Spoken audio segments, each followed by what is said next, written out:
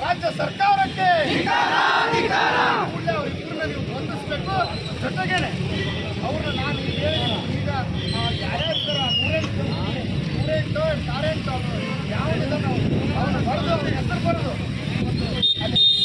ಯಾಕಂದ್ರೆ ಒಬ್ಬ ವಿಶ್ವನಾಥ್ ಹಿರೇಗೌಡ ಸಾಹೇಬ್ ಸಚ್ಯ ಅಧಿಕಾರಿ ಇರಬೇಕಾದ್ರೆ ದೌರ್ಜನ್ಯ ಆಗೋದು ಜೊತೆಗೆ ಅವ್ರನ್ನ ತಮ್ಮದು ಮತ್ತೊಂದು ಕೇಸ್ ಮಾಡ್ತಕ್ಕಂಥ ಕೆಲಸವನ್ನು ರೈತ ಸಂಘದವರು ನಾವು ಎಲ್ಲರೂ ಸೇರಿ ಮಾಡ್ತೇವೆ.